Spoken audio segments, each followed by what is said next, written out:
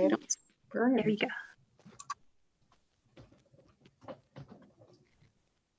We are live. Excellent. I'll let you start entering people. Sorry for the little bit of the delay there today, people. Just like in the wonderful world, we all experience our own electronic challenges. And so we'll let everyone start coming in nicely and we'll get underway in about 1 minute. So thank you, everyone.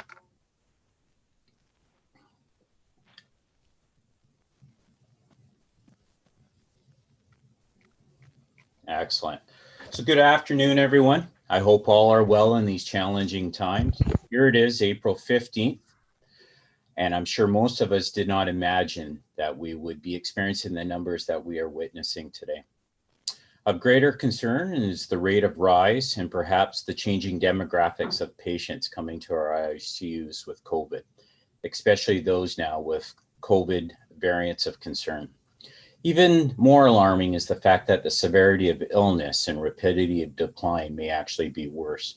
It is therefore quite timely that today's OC3PR will be focusing on the medical management of patients with COVID. As always, we will be taking questions which we ask for you to send to Q&A. These will be fielded by Doctors Josée Thériault and Lawless. Yes, Bernard is back. These webinars are sponsored by Critical Care Services Ontario, who conducts them to help our critical care community better care for patients with discussions on therapies and managements and other strategies to help our doctors, nurses, respiratory therapists, administrators, and many other healthcare professionals care for the critically ill patients in Ontario and throughout Canada. These webinars, along with previous sessions, are available at both CCSO website and the YouTube channel. As always, which has gone incredibly well in the past, we ask you to keep yourself muted. We also hope you can fill out the survey at the end of today's webinar, as your feedback is greatly appreciated. Continue to look on the CCSO website for updates and consider following them on YouTube and Twitter. If we had a time machine and could go back a year, I doubt we would have thought we would have learned so much about a novel disease in just 1 year's time. Last year, we were hearing advocates suggest hydroxychloroquine, repurposing of various HIV medications, and to avoid corticosteroids as some of the many suggestions being advocated for caring for patients with COVID.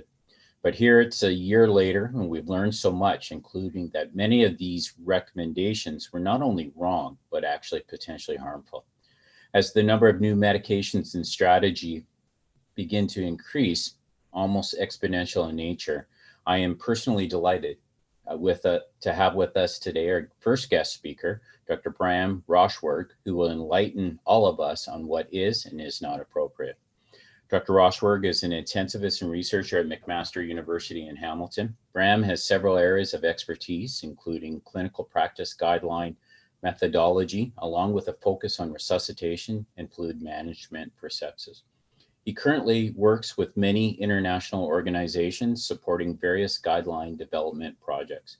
He also sits on the executive of the Canadian Critical Care Society, the internal medicine section at the Society of Critical Care Medicine, and also at the Canadian Critical Care Trials Group. Joining Bram will be Mr. Jin Ugg. Jin is the Senior Pharmacy Director at UHN in Toronto. His interest and work on improving drug shortage management is why he was such an excellent choice to lead Ontario's COVID ICU drug task force. He earned his pharmacy degree from the University of Toronto and MBA from Athabasca University and is currently an assistant professor at the University of Toronto and is a board certified pharmacotherapy specialist. Jin will be speaking about the availability of Tocilizimab, and that's the last time I'm going to try to say that word, and we'll stick with the much easier version of Toci. As many are aware, Toci is in short supply, and Jin will provide us an update on this and how these shortages will be addressed. Our objectives today are ambitious, but with grit and determination, I'm confident we'll get through it. We hope to understand about the present evidence-based therapies for COVID, excluding anti-coagulation, which was the focus of a previous webinar.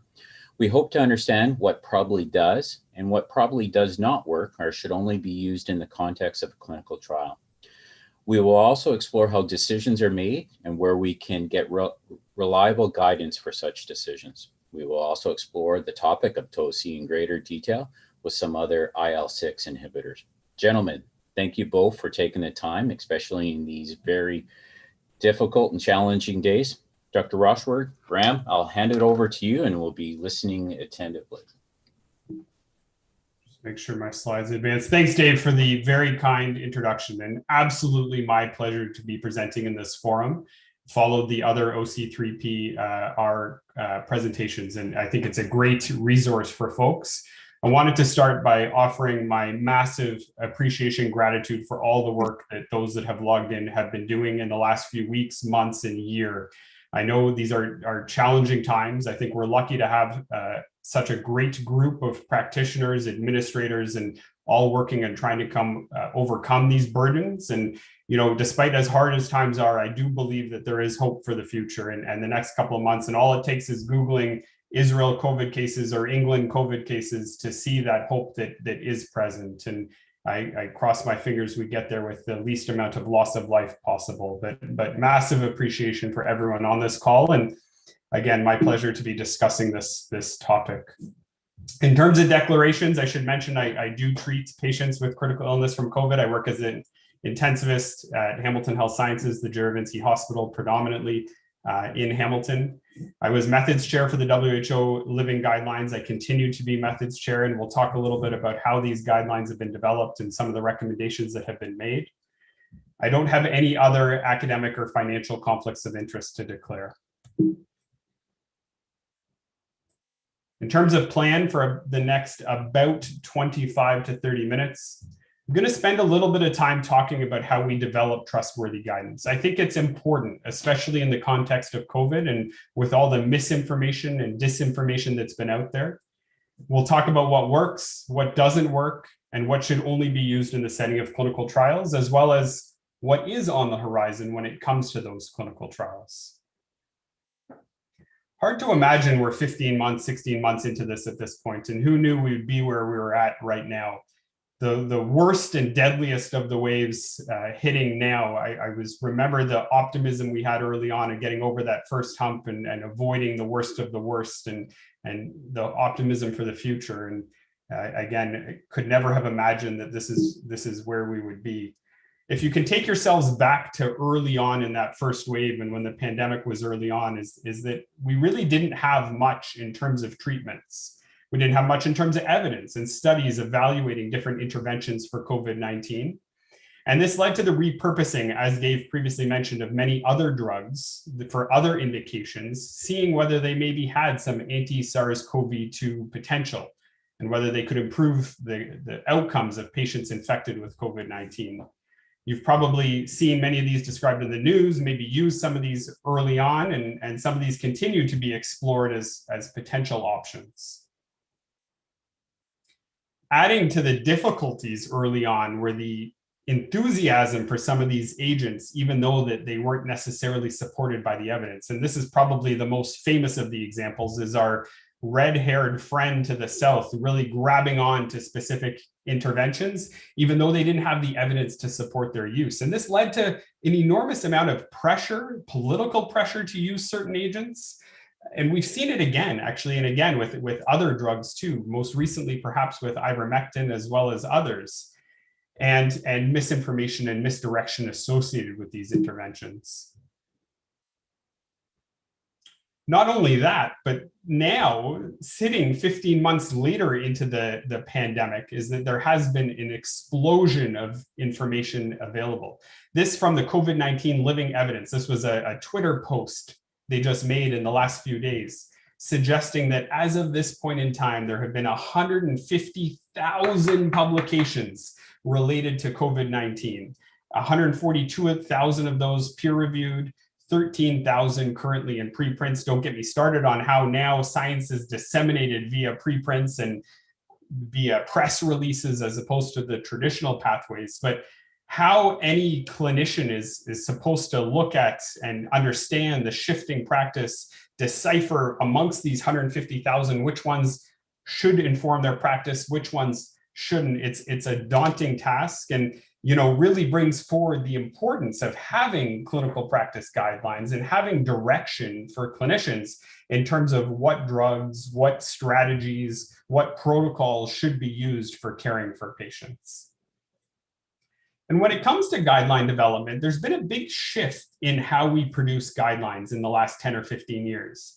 For the uninitiated or those that aren't immersed in this culture, perhaps like I am, guidelines are applied, the word guidelines, the word recommendations applied to many different things, local protocols, organizational policies, as well as evidence-based recommendations. And a lot of this changed with this publication from the Institute of Medicine, Clinical Practice Guidelines We Can Trust, which developed central tenets to guideline development.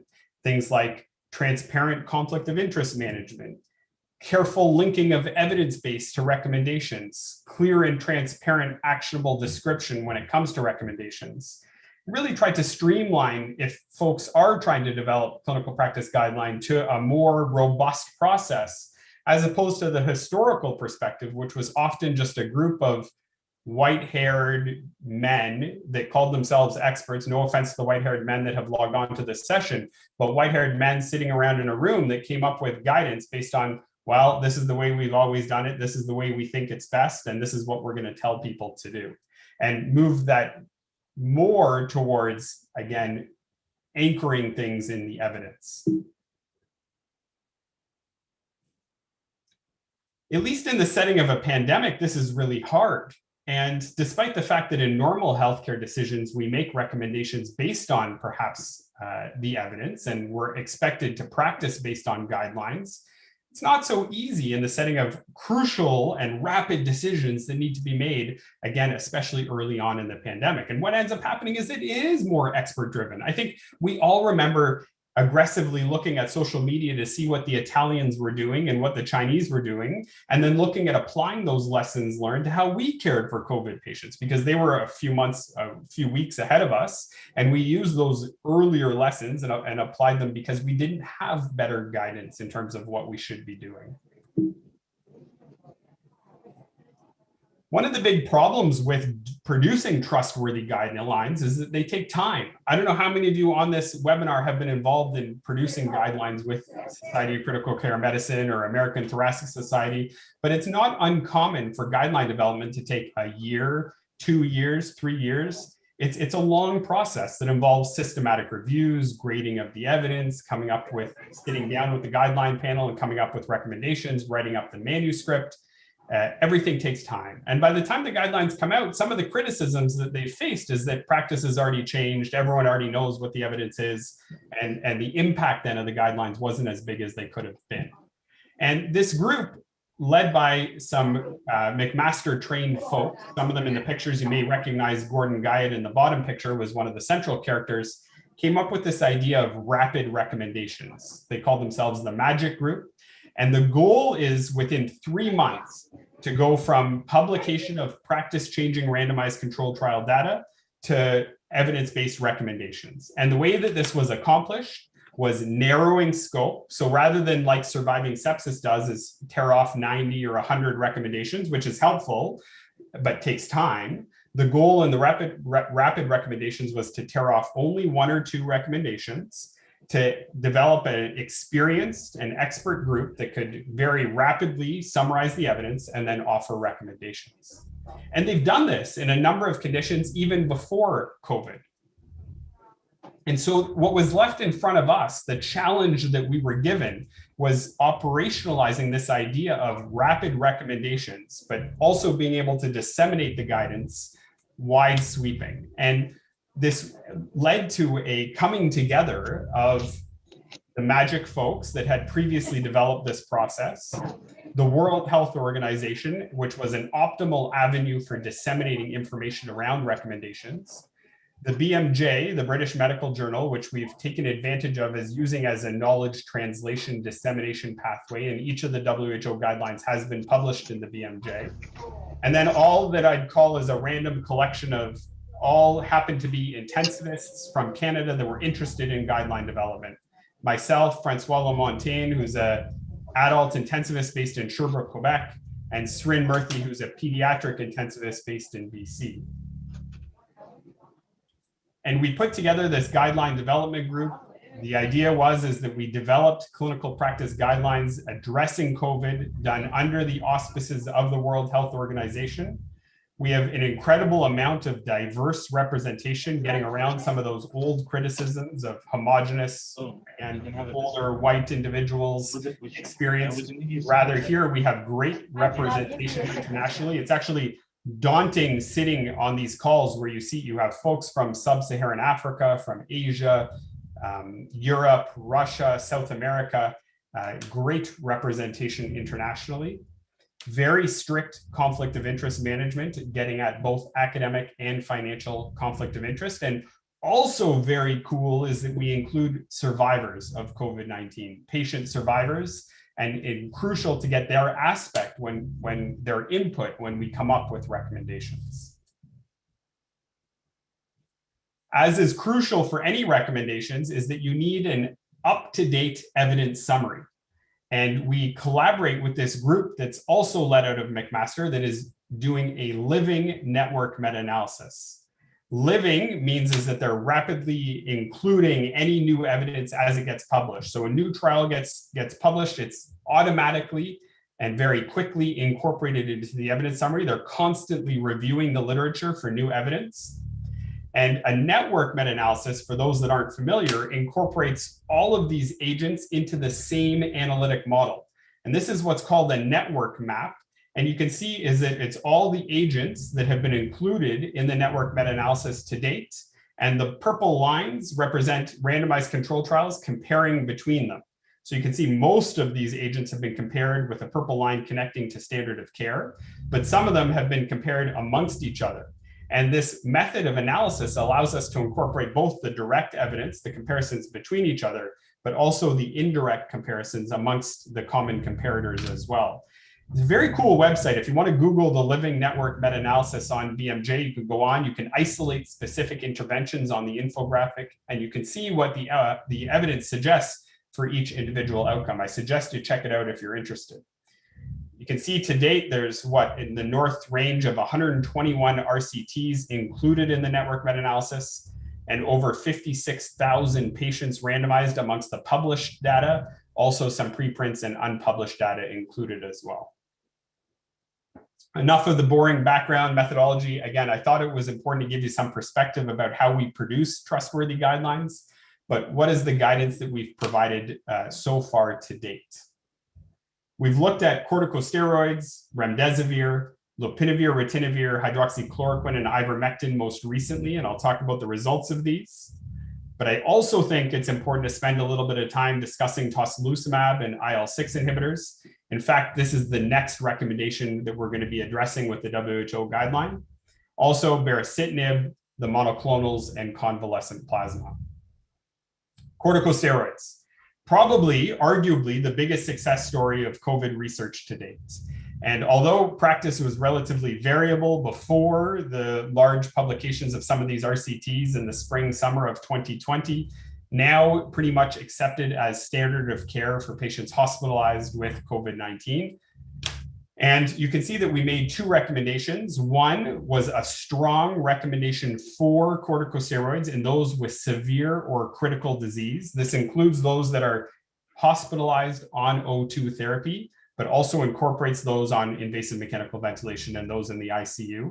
A strong recommendation recognized that there was a reduction in mortality and that most patients would choose this intervention. Almost all patients would choose this intervention if given this opportunity.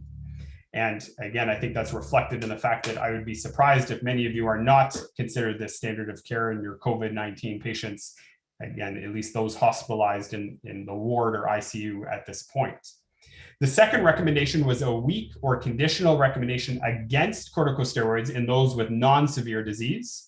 These are those that do not require oxygen or outpatients.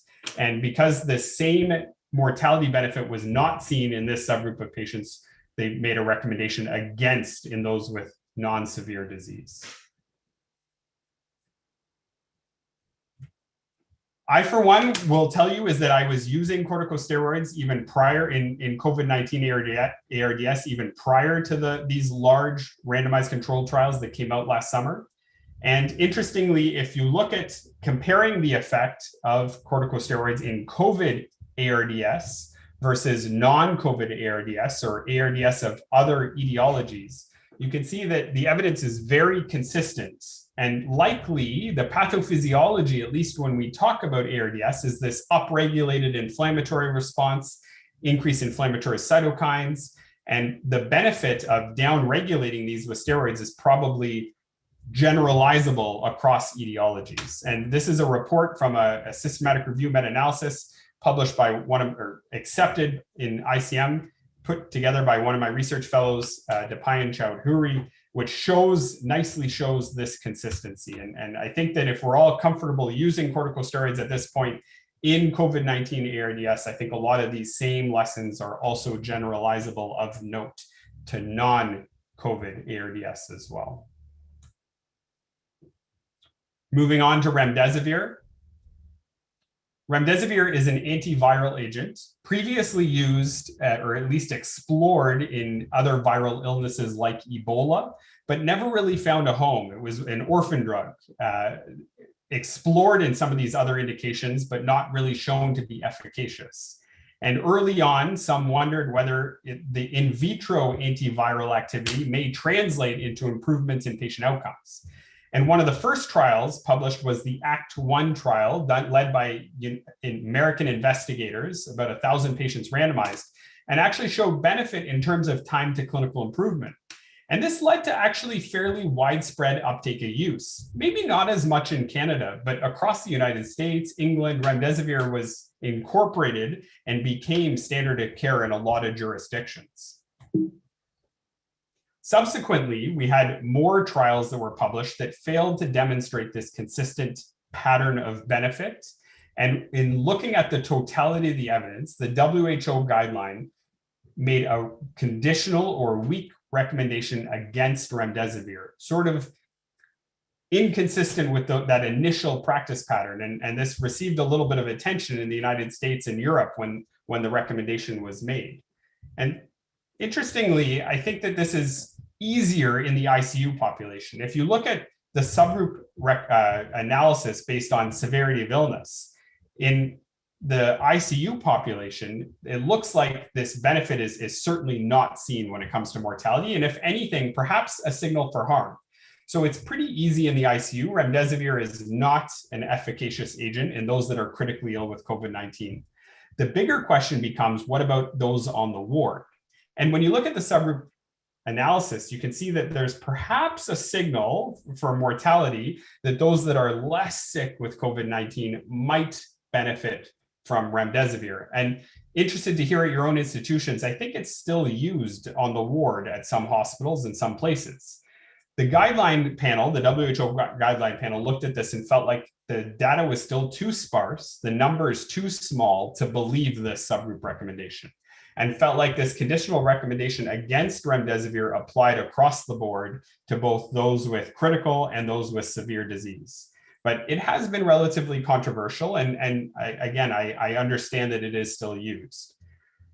Reassuringly, there's more data imminently coming looking at this severe subgroup, this ward level subgroup. The Solidarity data, and this was had a Canadian contingent, the CATCO trial, which some of your centers might have contributed to, specifically looked at the role of remdesivir in ward level patients. And from what I understand, this data is going to be released within the next week or two. So I think we're going to have a lot more information about the optimal approach.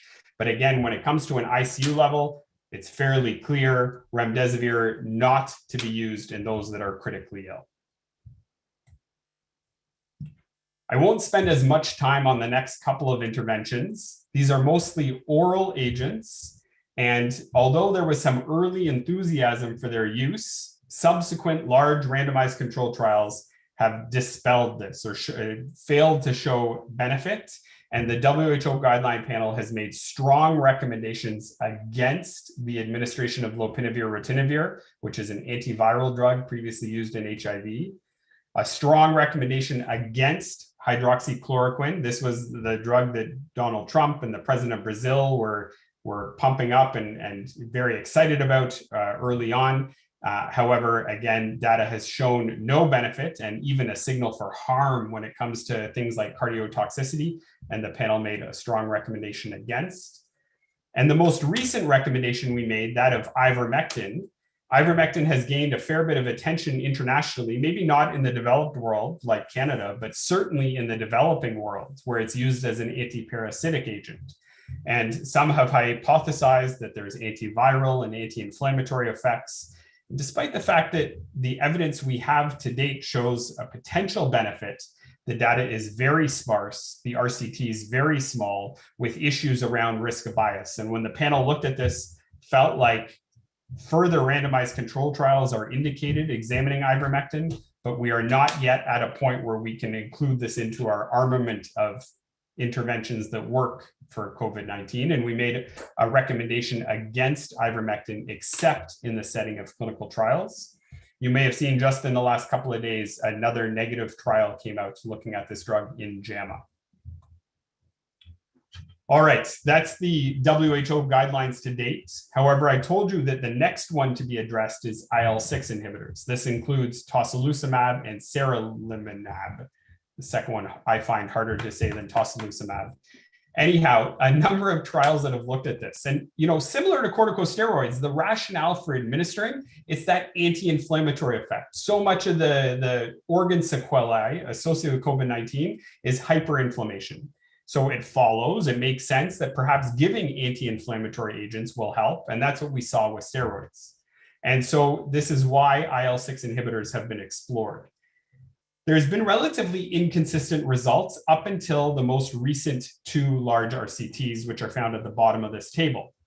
REMAP-CAP, Recovery are the two largest. You can see the number of participants, 800 and 4,000 respectively. And the two trials that have shown that perhaps there is a role for IL-6 inhibitors in terms of improving clinical status and decreasing mortality.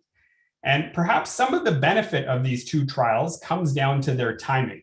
This from Lancet Respiratory Med review produced by these two gentlemen, led by these two gentlemen out of Toronto, Fede and Bruno, and in press in the journal, and looked at summarizing the evidence to date around IL-6. Early on in the course of COVID illness is where you experience viral replication. And if you're thinking about giving antiviral agents, it's probably early on in this asymptomatic stage of disease illness that they're going to see the most benefit. After about a week, 10 days, this is where viral replication starts to downregulate, but where you start to see this profound inflammatory response, recognized by this red bump here. And if you're thinking about giving anti-inflammatories, corticosteroids or IL-6 inhibitors, it's probably in this window where you're going to see the most bang for your buck. After this, when you start hitting 2 weeks, now you're in this course of multi-organ failure, and any intervention from an anti-inflammatory effect drug, it's probably too late.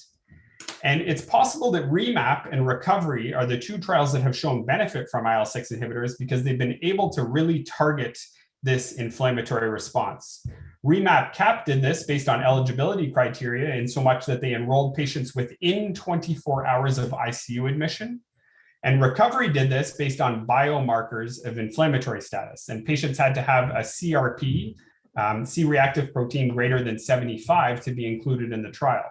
So perhaps some of the inconsistency and effects around this drug really do come down to timing. And if we can really optimize administration around this time of clinical deterioration and this time of upregulated inflammatory response, maybe that's where we're going to see benefits. The Cochrane group recently summarized those 8 or 9 trials looking at Tocilizumab. And it's a fairly remarkable, promising pooled analysis showing improvements in clinical status and reductions in mortality at 28 days. We all worry about serious adverse events, especially now when you're starting to combine anti-inflammatory agents, immune suppressive agents. And I'll tell you, at least from these largest RCTs, the majority of patients that received Tocilizumab were also getting corticosteroids, but actually maybe less serious adverse events in those that were randomized to Tocilizumab, definitely not more, but maybe less. And so there is more data coming. There's a WHO prospective meta-analysis that's going to be published in JAMA in the next week or two. But at least the data to date suggests that there is a role for Tocilizimab in combination with corticosteroids for reducing mortality in those with COVID-19 and severe COVID-19 infection. In context, the number needed to treat, it's not the same as corticosteroids. So, where we made a strong recommendation for corticosteroids, you need to treat 12 patients with corticosteroids to save one life. It's larger with Tocilizumab. You need to treat 31 patients with Tocilizumab to save one life. But in my eyes, at least, there certainly seems to be benefit there, and now benefit consistent in a couple of large randomized controlled trials. However, again, timing matters, and really trying to capture patients when they're deteriorating. This could be on the ward in those patients that are rapidly escalating in their FiO2. We've all seen those patients in the last little while that rapidly deteriorating on the ward, getting RACE involved, going up to high flow or other non-invasive ventilation techniques, or those that are intubated in the ICU, but recently intubated or recently admitted to ICU. I think this is where we're going to see our biggest bang for the buck. And we're going to talk about this a little bit shortly, but the availability has forced some triage decisions around use and further supported the idea of really trying to target that tight window if there is the greatest absolute benefit to be seen. We'll move on from IL-6 inhibitors to some agents that are probably more suitable for randomized controlled trials, but you might have heard about them in the news. Baricitinib is a rheumatoid arthritis drug, again, an immune depressant, a JAK inhibitor. And there was a large randomized controlled trial published in the New England Journal, this about a month ago, that compared baricitinib plus remdesivir versus remdesivir alone and showed improvements in terms of time to recovery with an uncertain effect on mortality. Even more recently, April 8th, the manufacturer of baricitinib did one of these evidence by press release, showing that there's maybe even further promising evidence for baricitinib in the treatment of patients with COVID-19. But until we can see some of this data, until we can carefully evaluate the data that's informing this press release, I would say that it's really only indicated in the setting of randomized controlled trials, but maybe one of these agents that might be coming down the pipeline. I worry, as others do, we start adding on incrementally immune suppressive agents, now Tocilizumab, corticosteroids, perhaps baricitinib, perhaps others, whether you might hit this critical threshold where we might start seeing more serious adverse events as we incrementally add immune suppressive agents, so something to keep in mind as well. Monoclonal antibodies received a lot of attention because Regeneron, which is a combination of two of the monoclonal antibodies, which I'm not even going to attempt to say because they're even harder than the IL-6 inhibitors, got a lot of attention because Donald Trump received these when he got hospitalized at Walter Reed Medical Center and made a lot of news that he got this cocktail that he was disseminating to the press that he's sure that this is the only reason he got better was because of this. And also made news because Canada spent somewhere around $30 or $50 million early in the pandemic purchasing these monoclonals without necessarily the data to support it. There have been a couple of randomized controlled trials looking at these monoclonal antibody cocktails, and at least to date, only showing benefits in surrogate outcomes, decreasing viral load, but no impact on patient-important outcomes. Similar to baricitinib, I've heard lots of chatter that there's some large industry-sponsored randomized controlled trials looking at patient-important outcomes that are going to be released in the next few weeks or months. So there might be more on this soon, but as those get published, we'll address with the Living Network meta-analysis as well as the Living Guidelines. At least for the time being, until we have that data, I would suggest these are really only to be used in randomized controlled trials. Convalescent plasma got a lot of attention early on, was used previously again in Ebola. The idea is that you take the plasma from a recovered patient, they have high antibody titers, and if you give it to the patient in the throes of a severe infection, maybe those antibodies from the recovered patient could recover or help improve the patient that's sick with COVID-19. Some early data to show some benefits in surrogates, but the most recent meta-analysis published in JAMA in February, did not show any improvements in mortality, no improvements in hospital length of stay or need for mechanical ventilation, with some adverse events and obviously costs associated with this as well. And of note, we also had a large Canadian trial led by folks in Toronto and Hamilton called Concord 1, and many of you might have enrolled for this trial. It was also stopped for futility. So there are still some randomized controlled trials examining convalescent plasma. Those that are ongoing are specifically looking at high titer convalescent plasma. So really optimizing the titer of antibodies and seeing if there's extra benefit in those. But in the meantime, probably not to be used outside of randomized controlled trials. That's really it that I was going to hit on in terms of interventions, but happy to take questions as they come up afterwards. But I did want to give you a flavor of what's coming down the pipeline in terms of further data. REMAP-CAP is this amazing multinational platform trial that's successfully looked at a number of these interventions and planning to look at more. It is centrally led by Australia, but with very strong Canadian leadership as well, by John Marshall at St. Mike's. And these are the domains that they've investigated. The red ones are those that they've looked at that have not shown benefit. The green ones, the ones that they've looked at that have shown benefit, and the white ones are ongoing. I'll point you out some very interesting ongoing ones looking at antiplatelet agents in COVID-19, looking at ACE inhibitors and ARBs, ones looking at vitamin C, statins, as well as protocolized mechanical ventilation. So some of you might be randomizing patients into this trial. We are at my own center, and hopefully we'll have more information around some of these interventions to come.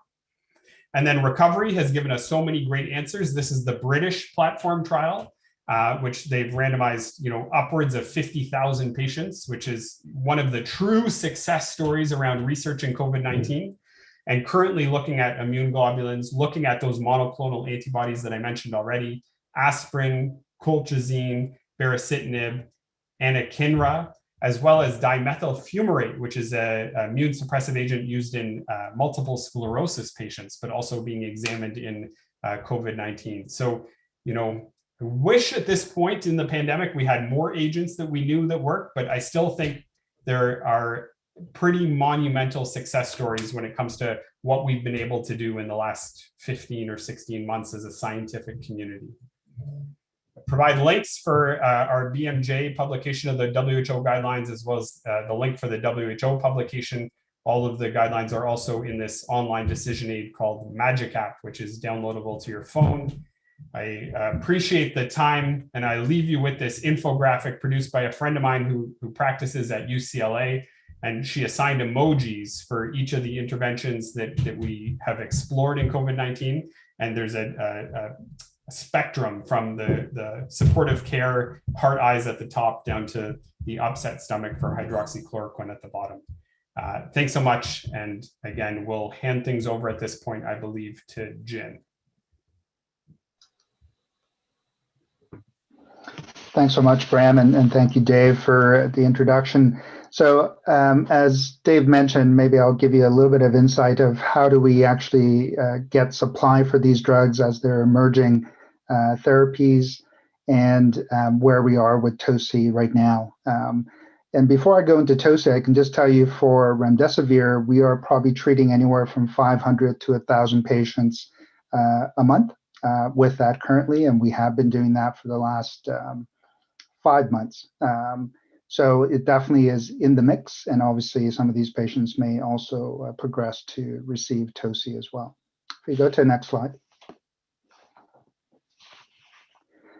So I think one of the things we have to understand whenever we get an emerging indication and where we think there could be actually large usage, Health Canada as well as the ministry gets involved, and in this case, PHAC, to look at what is available. In this case, there is a global demand across the board. And because of that, we haven't been able to get what we typically get, which is a 3 to 6 month supply agreement. And for this one, we actually have only contracted a month-to-month supply, just because of that increased demand. When PHAC gets the actual amount from Roche, in this case, then they look at trying to allocate amongst the provinces and territories, looking at patient metrics, usually admissions, typically. And what's important and why Health Canada has to be involved is sometimes to be able to support what happens in Canada, they do have to bring in out of country supply. And that's what we did in the first instance back in March with Toci. We brought in Arabic supply to be able to support use in COVID-19. And in this case, for this month, we actually have both. We have some out of country as well as some of the Canadian supply going forward.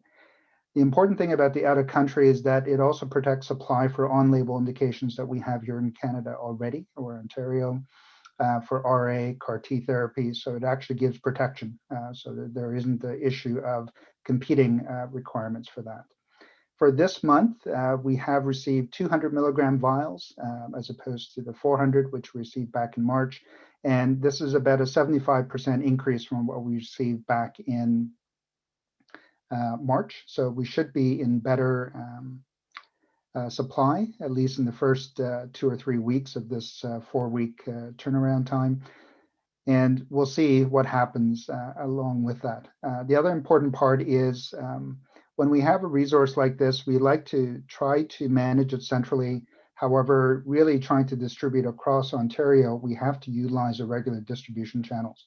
Otherwise, it just won't get to the site on time. And for this drug, we are using and ordering through CPDN as well as Roche. We go to the next slide.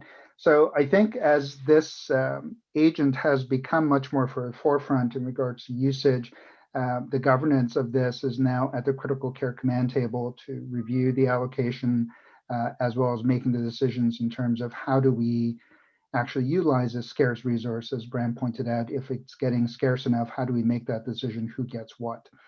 So that will be direction that comes out of that table.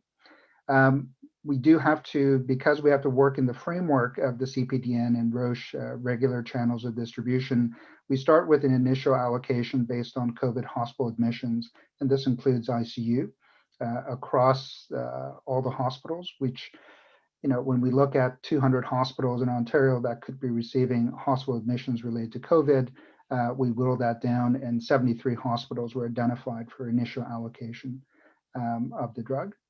We also, through the pharmacy network, we actually have a weekly drug dashboard that we create and identify local supply at hospitals. So not only is the pull from the distributor captured, but we also capture what is still at the hospitals that are not used, and that'll help us to reallocate if required.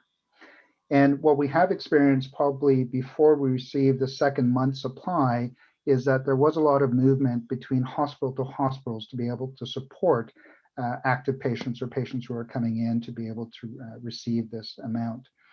The amount for April, just so you know, is around 3,000 of the 200 milligrams. So depending on which dosing you offer, whether it's 400 milligrams or 800 milligrams, that could be quite a magnitude difference than what we had previously, which was about 400 doses. We have been giving Toci or making it available since February. And at that time, before the two big, at least recovery came out, the usage was anywhere from about 50, I would say, up to about 100 patients weekly. So that meets that 400 monthly component. But that's where we sit now. So we have a framework in place. We have a monitoring in place. What we really don't know, obviously, and as Dave pointed out, that depending on what the numbers look like, obviously we could be good for a month or we could be only good for 2 weeks, depending on what the caseload comes of. So those were all the things I want to communicate. Happy to enter any questions, entertainment. Thank you, Jin. Thank you, Bram. I don't envy you, Jin, to say who can get it and who won't get it in terms of the hospital. Certainly going to be some challenges going forward. Before I go to Josée and Bernard, who've been fielding the questions, I'm going to start off with you, Bram, about corticosteroids. Like you, we were using it before the trial came out to support its use, predominantly methylprednisolone at a higher dose than DEX. And now when we see some of these individuals with COVID that are almost kind of stuck, if you know what I mean, wondering about your thoughts and the evidence on higher dose corticosteroids as rescue or salvage. Good idea, bad idea, or the proverbial we don't know yet? Yeah, I've heard the same and wondered the same, and I traditionally would have used methylpred in the past as well. You know, of the trials in COVID, not all of them used DEX, although the largest did use DEX. REMAP is a good example where they used hydrocortisone instead and showed the same benefit. We've explored the role of corticosteroids in ARDS otherwise, which I just showed you, but also in sepsis, where there's a larger evidence base. And at least in these other conditions where steroids are used for their anti-inflammatory effect, it doesn't seem to matter what steroid is used. And I'm not convinced, although we're all using DEX right now, I'm not convinced that this is specific to dexamethasone, and I think it's probably a class effect. And so I'd feel fairly comfortable using whatever steroid was available to me. I similarly am not so certain that dose duration matter as much, and this is what we've seen in the similarly in the other conditions. I'll tell you my own practice is that I haven't as much increased the dose as I have extended the duration. You know, Recovery used the 10-day course of dexamethasone, and certainly in some of these folks that remain very event dependent on high FiO2s with bad looking x-rays, is that I've extended the course beyond 10 days to 2 weeks or 3 weeks. But that's without good evidence base to support the practice. There is the Danish group, which is excellent at producing high quality randomized controlled trials, is just finishing up enrollment in a trial looking at higher dose versus lower dose corticosteroids in patients with COVID-19 that are critically ill. And I'd expect that we'll see results from that soon. So I think it will help inform our decision making. But based on other conditions, my sense would be is that it probably, once you're not going to get so much more bang for your buck with higher doses, although using any corticosteroid is probably suitable. That's great. We often extend it as well while they're on the vent. I also want to commend you for looking at all 150,000 articles for us for this presentation. And so certainly very appreciative of that. I'm going to go to Josée, and then I know Bernard has several questions, and so we'll go to you first, Josée. Thank you, David. Thank you, Bram and Jen, for presentation. And I do agree that as a phenomenal amount of articles going around and trying to make sense. So lots of work and amazing work being done. Thank you very much. So I have a question here in terms of our usual practices when we admit patients with pneumonia and we treat them upfront with antimicrobial therapy in the context. Knowing what we know about COVID now, is it still good practice to continue to do these empirical antibiotic therapy when we suspect COVID upfront? And your comments and maybe some experience. Thank you. It's a great question, and one that we had on our radar for dealing with as part of the WHO guideline, but we have not hit our threshold in terms of enough data to address this. And I'm aware that there are a number of randomized controlled trials examining this, but none that have been published to date.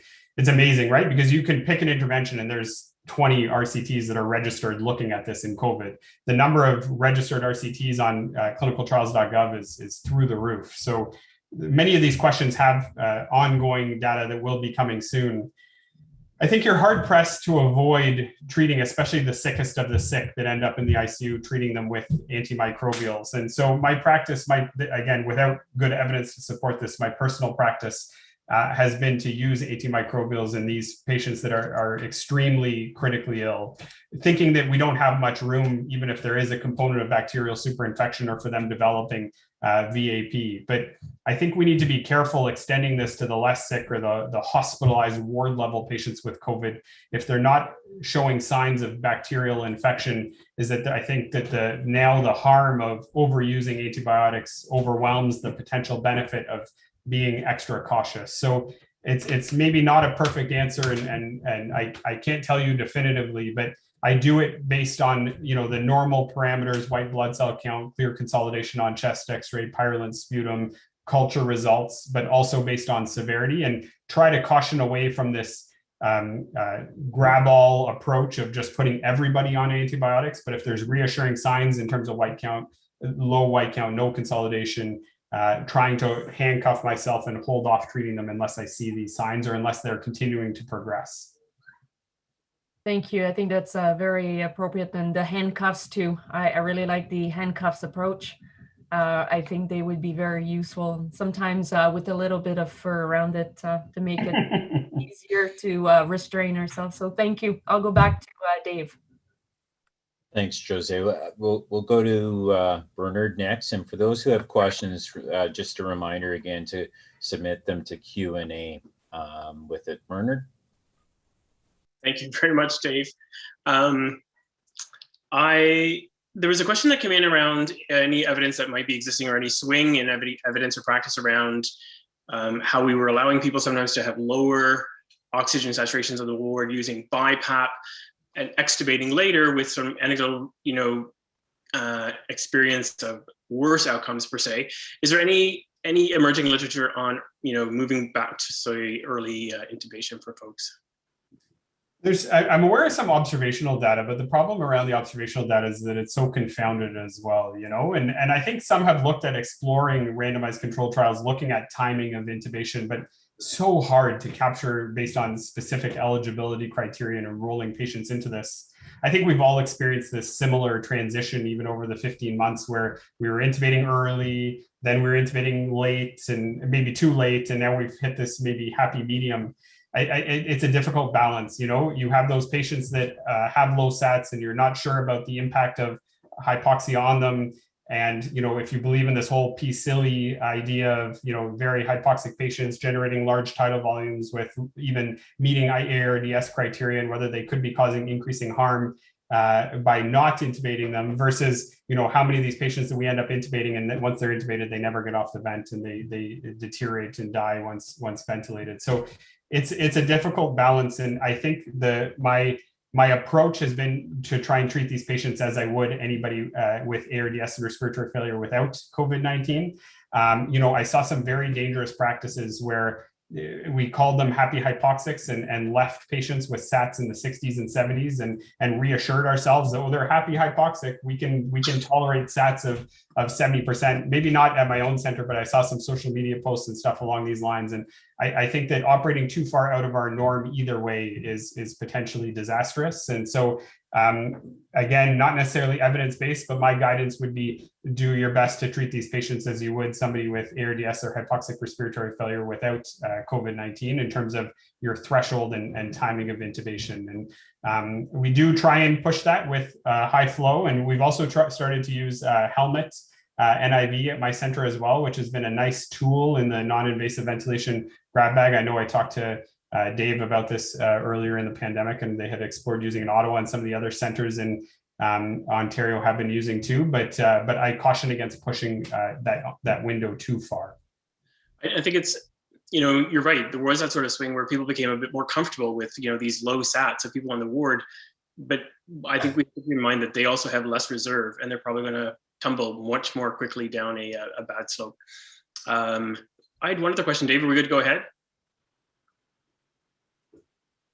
Yep, go ahead, Bernard. All right, there was a question coming around. So I had a similar question around the antibiotics for community-acquired pneumonia. So I'll leave that one because I think that's been answered well already. Is there any evidence to suggest a person's response to the vaccine is lessened with any use of like steroid injections around the time of immunization, or I guess any other medications maybe that would lessen the effect of the vaccine? Which there may not be a lot of literature on that. So that's a fairly targeted question, but I'm not a vaccine or immunologist expert, and perhaps best to leave this to others. Although my wife's been immunizing, she's a family physician, and this question has come up from her patients and this sort of stuff as well. And I've spoken to my colleagues that are rheumatologists. I think as long as patients are on low dose steroids, this sort of thing, they're still immunizing. I think for folks that are on high dose steroids or monoclonals and this sort of thing, they are waiting until a month after monoclonal administration. I think there's different thresholds for each before giving the vaccine, but again, I probably best left to others with more expertise on this. I don't have a name attached to the question, but maybe your wife joined today was asking. All right, back to you, Dave. There you go. Excellent. I got a question for both speakers in terms of the Toci. What are the thoughts on using only 400 milligrams? I understand, like, what was the rationale? Perhaps, I don't know if I can put Jin on the spot to justify the lower dose. other than to increase the number with it. And more importantly, is there other, or is every IL-6 inhibitor interchangeable? Is a question that, again, it's not my area of expertise, and so I would look for insight from you both. And just before you answer, I'll just remind everyone, we'll put up the survey, and we appreciate your feedback on that. So gentlemen, in terms of the dose and interchangeability of other IL-6. Jin, do you want to go first on the dose? Sure. I mean, from what I'm aware of, at least from the literature, that there isn't great evidence in regards to having the 400. I believe there was one trial that did have a comparator. So it sounded like, at least from what is coming forward, is really based on a population service perspective to be able to give more doses. I'm not aware, and maybe Bram can expand on this, in regards to what the efficacy actually shows us. In regards to other IL-6, obviously Sullivan is the other agent. Wasn't as well studied, at least from numbers, although there was some obviously efficacy signals there. It is also, from a practical standpoint, come as a sub-Q syringe, which makes it a little bit impractical to be given as an IV. So while that therapy is out there, not maybe the easiest translatable. I'll turn it over to Bram. Yeah, that's great. Thanks, Jin. The majority of the TOSI trials, I am not aware of any that looked at 400. Some looked at 800. Some looked at, they were able to give a second 800 dose 24 hours later at the clinician's discretion. But I do think that a lot of this is informed by availability and trying to maximize the drug for as many folks as possible. And it'll be interesting, I guess, in real world to see whether the 400 has the same effect. My sense is it probably will, seeing the lessons we've learned from steroids and other immune suppressives, but the RCT data examining the 400 is not plentiful. From a SARI versus TOSI perspective, there is less data looking at SARI. Our availability to SARI is almost nil, at least in Canada, but each jurisdiction is different. But of the trials that have examined SARI, it seems like the effect is consistent. So this beneficial effect, whether it's TOSI or SARI, and suggest a class effect across IL-6 inhibitors. Very interestingly, based on the preliminary results, REMAP-CAP Recovery have stopped their IL-6 versus placebo arms, but REMAP-CAP has continued a SARI versus TOSI arm, which continues to this day. And I've heard that also their results will be imminently released in the next month or two. And I've even seen some sneak peeks, but been sworn to secrecy and can't share. But we should have more data coming in terms of comparing between these two agents. That's great. And I'll get it out of you later and share it on my Twitter feed. I can take torture. There you go. I will say I've been impressed how little CRP rise they have after the TOSI. So you could almost identify if it was a randomized just simply based on that. And then you wonder about the benefit concurrent with corticosteroids. So hopefully we'll learn from that. So we're going to finish off with one last question from Josée, who's not going to build on the handcuff discussion that we had earlier. And we'll just give a nice quick question for you there, Bram. Thank you. We need to be able to laugh a little bit during these times. So I apologize if many people laugh too much, but I'm just curious, coming from more of a very clinical background, and we traditionally hear about RCTs and one arm versus another arm. And I find I'm getting into questions with colleagues and friends and other physicians about the REMAP-CAP and the multi-platform, the fact that it was initially tabled for pneumonia. I find it seems to be intimidating. And, talking about this study, it's almost as if we don't know how to look at it from people that don't necessarily come from a research background. So I'm curious to see how if you could give us a bit of a high level of understanding of what goes in like a multi-platform and how we can take that information out of there. Thank you. Not an easy question. If it reassures you at all, Josée, is that it's equally intimidating for folks with clinical epidemiologic training. And I find it similarly challenging to interpret, challenging to incorporate. But we all have to become more accustomed to these, because I'll tell you, it is the wave of the future. And we're already investigating a trials group, setting up platform trials around it, copying the success of REMAP and recovery and how quickly they've been able to address critically important questions, copying the idea in setting up sepsis or respiratory failure more generically, because I think that there is a massive opportunity here. And the idea being is that once you put the platform and eligibility criteria together, the outcomes, the research infrastructure, which takes so much time, so much resources, is that you can plug in different interventions, address different questions, and then as questions get addressed, that intervention moves out and new interventions move in, as long as that general trial infrastructure can stay homogenous, and here it's a great opportunity to trial this, because COVID-19 is a relatively homogenous disease, right? And so different interventions can float in. We're randomizing now to, let's say, 4 or 5 different domains, and you can randomize a patient amongst one of those domains, 2 of those domains, 3, 4, and real world. Now we can see actually how these different drugs interact with each other, because some patients are going to be randomized to multiple interventions in multiple domains and others just single ones. And the other added complexity but benefit is this whole Bayesian approach to analysis, where we don't look at just the RCT as one isolated world, but rather recognize that it forms a galaxy of evidence, and we try and take into consideration whatever preconceived notions and evidence base we had, and how now the new data changes those, what we call priors, and evolves our understanding, so that you might be able to answer questions with smaller sample size than if you strictly considered it in a vacuum of space. So I can't give you, the Cole's notes in 3 minutes of platform trials because it is complex.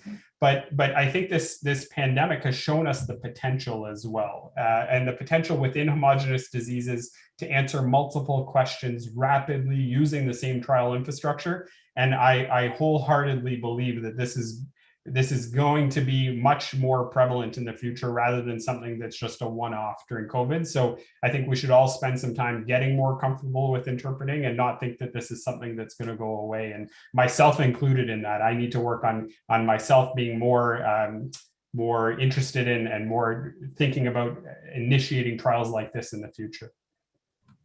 Thank you very much. Thank you. Dave, do you?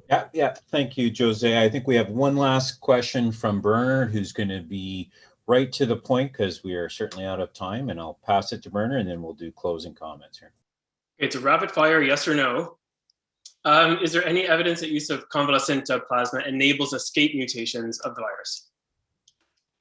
I will plead the fifth on this one. I'm not aware of any data to suggest that. I don't know, at least of the randomized controlled trials, they haven't looked at this specific stuff. So specifically around escape mutations. So I think if you're any data looking at that is going to be in the range of case reports, case series at most. And, a general sentiment, this isn't your yes or no answer, but general sentiment from the entire COVID pandemic is that it's very worrisome basing treatment decisions on case reports and case series, because we've already been wrong so many times during this pandemic that once we have those well done RCTs, we see how things actually work from trustworthy evidence base. So there might be some data looking at this and potentially worth exploring. It's interesting, but nothing high quality that I'm aware of. Excellent. I thought you were going to say it's a definite maybe. Certainly that similar to some of the monoclonal antibodies, the concern was encouraging variant creation. Bram, Jin, I really appreciate you both taking the time to present on this. And I actually think at some point we're going to have to get an update from you with things so rapidly changing. And so all of you, I hope everything is going well at your center. I know we're all extra busy these days. And so I thank you both for taking the time to do this.